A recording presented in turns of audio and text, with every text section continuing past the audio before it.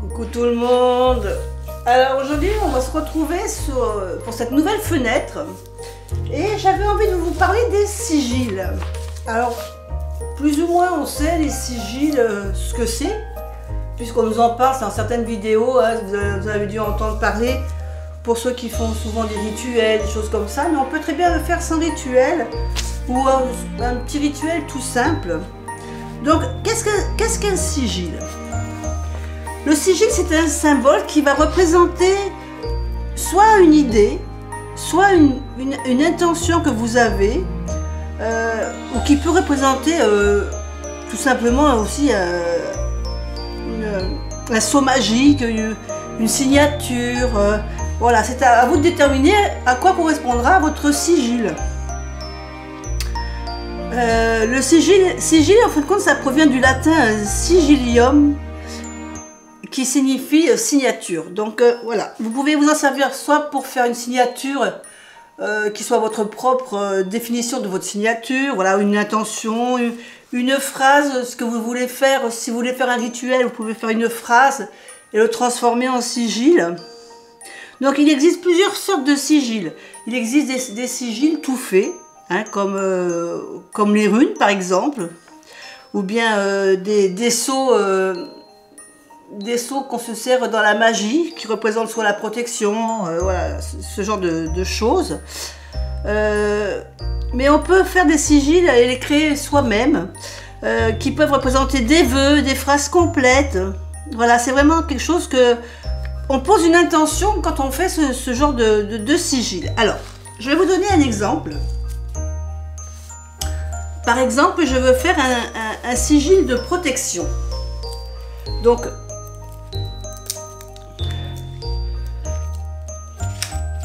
comme je vous ai dit, si vous voulez faire des sigils tout faits, vous en trouvez. Si vous tapez sur internet sigil, alors soit de protection, sigil d'abondance, vous allez trouver des sigils tout faits, vous n'aurez plus qu'à les reproduire.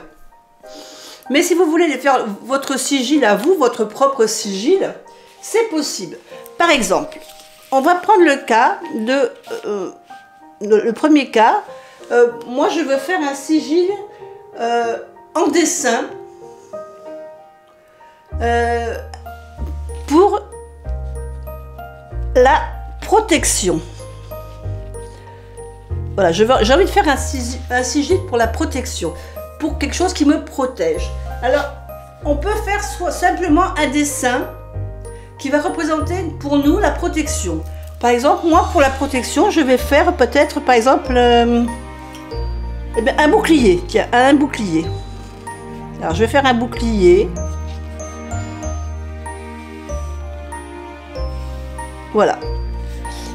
Et pour moi, ce sigil, ce bouclier, pour moi, représentera la protection. Maintenant, je peux très bien dire, bah tiens, allez, je vais chercher en deux. Alors là, on a dit que c'était protection en dessin. Maintenant, je vais les chercher en runes. Alors, je vais aller sur Internet et je vais chercher la rune qui va parler de protection. Moi, je vais prendre la rune de sorcière. Et la rune de sorcière pour la protection, c'est tout simplement le soleil. Donc, je vais dessiner un soleil.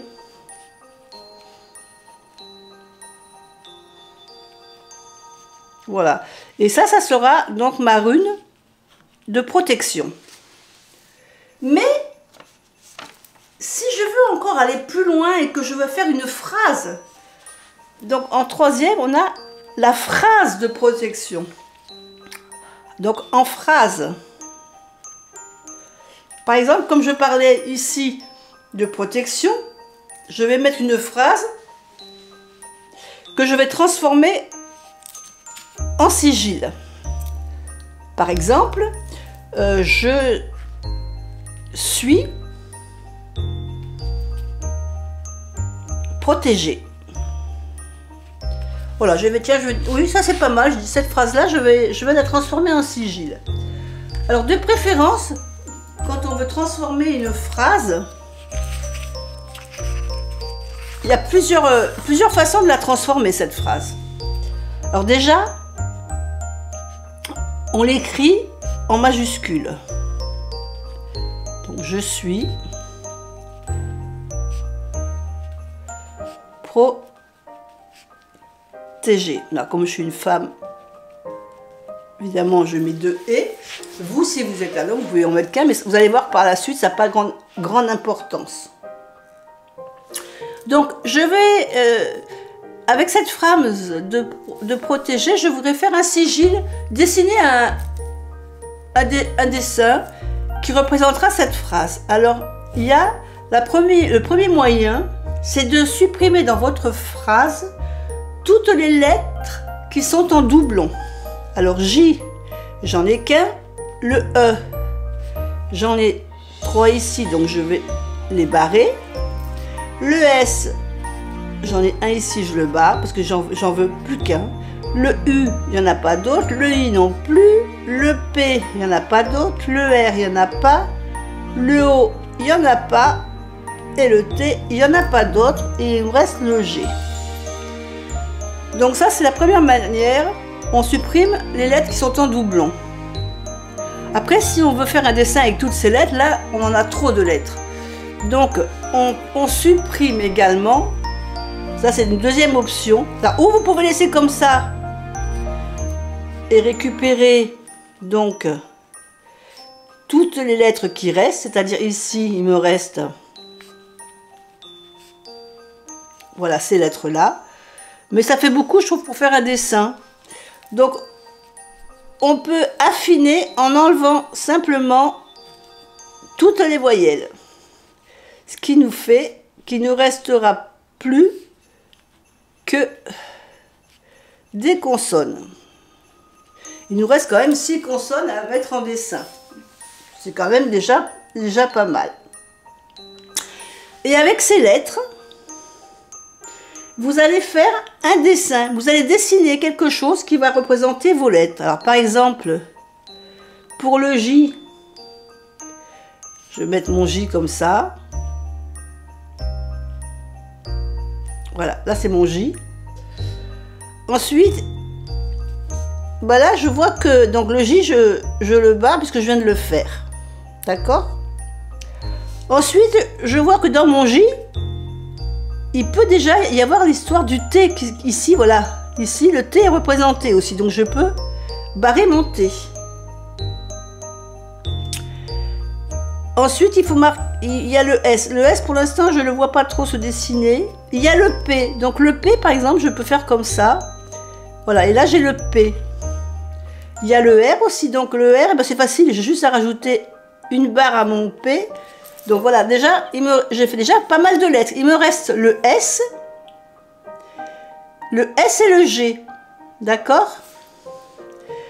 Le S, je sais pas, mais le G, par contre, voilà, si je retourne ma feuille, je vois que là, juste en faisant une barre comme ça, voilà, je peux avoir le G. Donc là, j'ai le G aussi qui est dessiné. Il me reste plus que le S à faire. Et puis en fin de compte, si je regarde bien, bah, le S, il peut être là. Ici, là, en prenant ces lettres, voilà, je peux avoir le S ici aussi qui se forme. Parce qu'il faut quand même que votre dessin il soit le plus simplifié possible. Il faut quand même que ça soit quelque chose de simple. Donc ici, j'ai un sigil qui représentait un dessin avec les lettres qui restait de ma phrase. Donc ça, c'était vraiment les trois premières façons, mais il y en a une quatrième qui est de se reporter avec un carré magique. Alors soit un carré magique alpha ou un carré magique numérique. Et on va reprendre donc ce qu'on avait fait ici de simplifier. Donc je vais mettre la page ici à côté. Voilà, pour que vous compreniez mieux. Donc pour le quatrième, je vais reprendre les lettres que j'avais donc sélectionnées ici. Le J, le S, le P, le R, le T et le G. Voilà, donc ça c'était les 4 lettres qui restaient de ma phrase « Je suis protégée ». C'est ça qui n'était pas en doublon, et une fois que j'ai enlevé toutes les voyelles. D'accord? Alors, je vais vous parler du sigil numérique. Alors, je vais essayer de vous le retrouver. Je sais que j'en avais un qui était tout fait. Je pouvais le retrouver dans mon cahier, je vous le montre tout de suite. Alors, je vais essayer de pousser ça parce que sinon vous n'allez pas voir. On va mettre ça là-bas. Et je vous le montre ici. Voilà, ici on a le tableau alpha. Donc ce sont toutes les lettres. Donc on fait un tableau de 9 cases sur 4. Donc la première ligne, on la numérote de 1 à 9. Et ensuite, on marque l'alphabet dessous. A, B, C, D, E, F, G, H, I, J, K, L, M, N, O, P, Q, R, S, T, U, V, W. Et vous allez voir que ce tableau va nous servir pour faire notre phrase, notre sigil magique. Donc on se repère dans le tableau et on va rechercher les lettres qui sont dans ce tableau pour pouvoir ensuite les repérer. Donc là je vous ai montré le tableau, je vais vous le faire vite fait ici. Donc on a dit qu'il nous faut 4 lignes sur 9 colonnes, pardon. 4, 5, 6, 7, 8 et 9. Donc on marque 4, 5, 6, 7, 8 et 9. Donc là je vais enlever mon livre pour que ça soit plus lisible pour vous. Et là je marque l'alphabet. Vous pouvez le faire en même temps que moi d'ailleurs si vous voulez.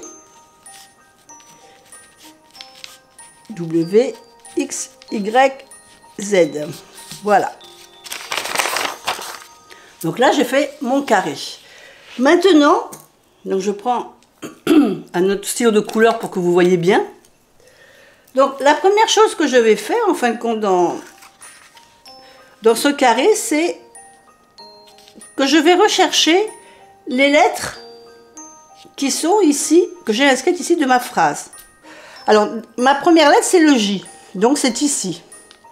Donc, ici, je vais faire... Je fais comme une petite flèche pour indiquer mon point de départ. Ensuite, j'ai le S. Donc, on cherche le S. Et on va aller tirer un trait jusqu'au S. Ensuite, j'ai le P, donc je cherche le P, je me mets au milieu du carré et je vais rejoindre la ligne. Ensuite, j'ai le R, donc je rejoins le R.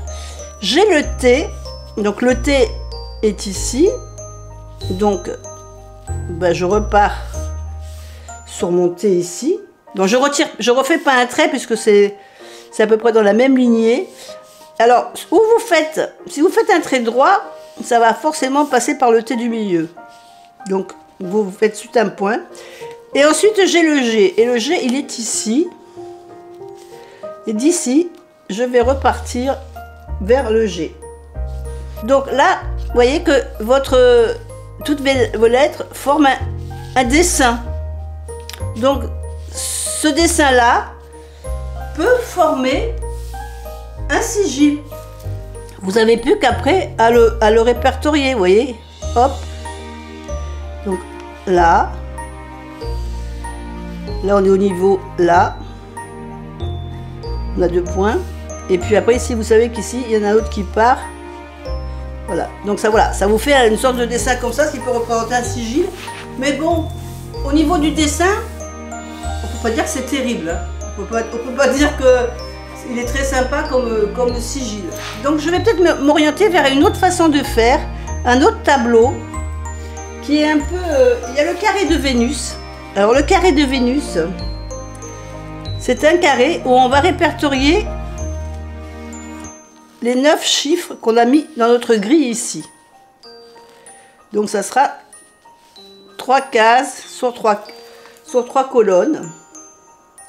Et le carré de Vénus s'écrit. Alors ici on a le 4, le 9, le 2, le 3, le 5, le 7, le 8, le 1 et le 6. Donc ici c'est pareil, on va reprendre, on va regarder dans quelle colonne se trouvent nos lettres. Alors le J se trouve dans la colonne 1, donc je vais partir du 1. Donc je fais ma petite flèche pour dire que je pars d'ici.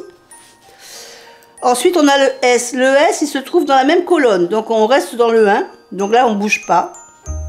Ensuite on a le P. Le P se trouve dans la colonne du 7. Donc on va aller jusqu'au 7 et on va faire un trait. Le R se trouve dans la colonne du 9. Donc d'ici on va aller jusqu'au 9.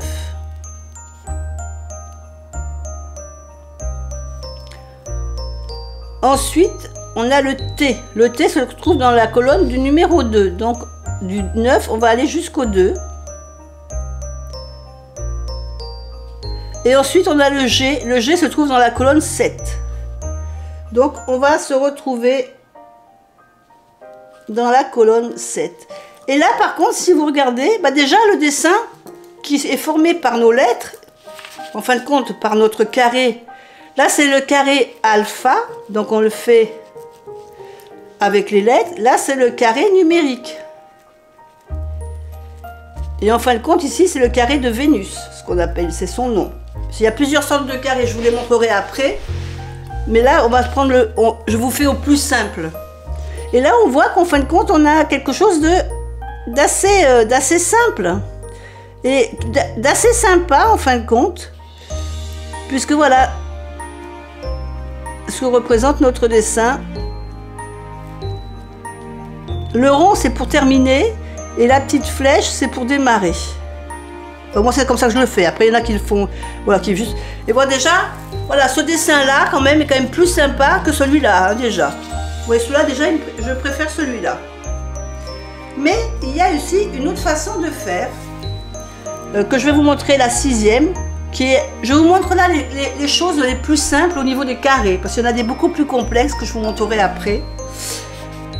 On a aussi une autre sorte de carré de Vénus qui est en cercle, c'est-à-dire qu'on va mettre le 1 en premier, le 2, le 3, le 4, le 5, le 6, le 7, le 8 et le 9. Ça fait comme une pendule, sauf qu'on n'a que 9 chiffres.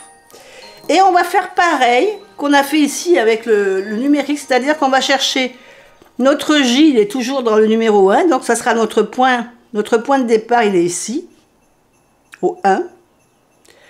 Le S, c'est toujours le 1, donc on reste là où on est. Le P, on l'a toujours dans le numéro 7, donc on va aller au numéro 7. Donc là, moi je fais ma petite flèche.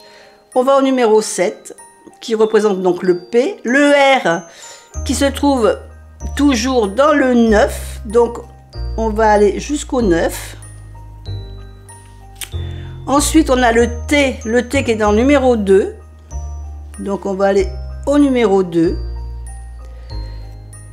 Et le G est en numéro 7. Et voilà, on a un autre sigil maintenant. Et quand on fait ce genre de carré de Vénus, hein, plus en rond qu'en carré, je dirais, eh bien, écoutez, voilà, le dessin est déjà plus joli, je trouve, que les autres que j'ai fait. Donc, j'aime bien celui-là, de dessin. Et puis, voilà, après, vous avez le choix. Hein, donc, vous pouvez le faire soit pour la protection. Donc, moi, ici, je vous fais un bouclier. Vous pouvez le faire donc en rune, là où j'ai dessiné la rune du soleil qui représente la protection. Vous pouvez le faire en phrase, donc vous avez ce joli dessin avec toutes les lettres qui vous restent. Vous pouvez le faire avec le carré alphabétique, ou vous pouvez le faire avec le carré de Vénus, ou moi là j'appelle ça la roue de Vénus. Voilà, donc voilà, vous avez pour la même chose, ici vous avez 6 exemples de sigils que vous pouvez faire. Alors les sigils, vous pouvez les faire sur un papier, vous pouvez les faire sur votre cahier, votre journal, vous pouvez les graver sur un morceau de bois, dans une bougie, vous pouvez les faire n'importe où vos sigils, d'accord? Maintenant je vais vous montrer d'autres exemples de carrés. Voilà, ici vous voyez les carrés magiques planétaires d'Agrippa, ça s'appelle. Donc si vous voulez rechercher sur le net, vous allez tous les retrouver. Donc on a le carré de Saturne, donc c'est celui que je vous ai parlé tout à l'heure, donc c'est avec les 9 chiffres. Disons que c'est le plus simple. Après vous avez le carré de Jupiter qui comprend 16 chiffres. Là vous avez le carré de Mars, celui-ci par contre il a 25 chiffres. Vous avez le carré du Soleil qui a 36 chiffres. Vous avez le carré de Vénus qui a 49 chiffres. Celui de Mercure qui en a 64. Et la Lune qui en a 81. Donc vous voyez, vous avez plusieurs formes de carrés. Ici, vous avez encore une autre sorte de roue alpha qui correspond un peu au tableau que je vous ai mis, mais là en roue. Mais bon, là, c'est déjà plus compliqué à vous le faire voir en vidéo parce que c'est moins pratique. Donc, je suis allée au plus simple pour vous expliquer en gros. Mais sinon, si vous tapez sur Internet, les carrés magiques d'Agrippa, vous allez tous les retrouver. Alors, j'ai également fait, alors, je vais essayer de vous retrouver dans mon cahier. J'avais fait un autre carré que j'avais fait, qui va vous donner un autre exemple. Voilà. J'avais fait alors je ne sais pas si vous le voyez ici. J'avais fait carrément l'alphabet, contrairement à celui que je vous ai montré ici où j'avais fait mon tableau sur la base des chiffres pour répertorier toutes mes lettres alphabétiques. Ici, j'ai fait un rectangle avec toutes les lettres de l'alphabet. Et par contre, dessous, voilà, j'ai mis tous les chiffres. Donc, j'allais jusqu'à 26. Les 26 lettres de l'alphabet. Et je me suis servi de ça pour faire ensuite mes sigils. Alors, vous voyez qu'ici, j'avais fait donc la phrase ici avec les voyelles. J'avais gardé mes voyelles et ça me donnait ce sigil-là, en prenant toujours pareil, hein, la base des lettres d'ici. Et là, je l'avais fait sans les voyelles. Donc c'est vrai que je crois que pour celui-ci, j'avais gardé celui-là parce que je le trouvais beaucoup plus sympa. Mais vous voyez, à la limite, vous pouvez faire votre carré personnel. Celui-ci aussi, c'est pareil, l'alphabet, il est simple. Voilà, donc vous pouvez le faire. Après, vous faites, comme j'ai fait ici, si vous n'avez pas envie de vous casser la tête pour faire un sigil trop pointilleux, disons, ben, vous pouvez simplement voilà, vous servir de ce genre de choses. Donc là, ici, vous avez l'exemple, voilà, les 4 façons de faire la protection en dessin, la protection en runes. C'est pareil, les runes, vous pouvez les trouver sur Internet. Hein, vous tapez rune de sorcière ou rune tout court, vous allez chercher la protection, vous allez la trouver. Vous faites votre phrase et vous faites votre sigil avec les lettres qui vous restent une fois que vous avez enlevé les doublons et les voyelles. Ou que les doublons, si vous voulez garder les voyelles. En 4e, eh ben, vous faites avec le tableau alpha, ça qui va vous donner un dessin. Le tableau numérique de Vénus, ici qu'avec les 9 lettres. Ou la roue de Vénus que j'appelle moi. Et j'aime bien, voilà, j'aime bien ce dessin-là. Voilà, donc bah, écoutez, j'espère que cette petite vidéo vous aura intéressé. Maintenant, je vous laisse à vos crayons et peut-être essayer de faire votre sigil pour début d'année. Bisous à tous. Bye bye.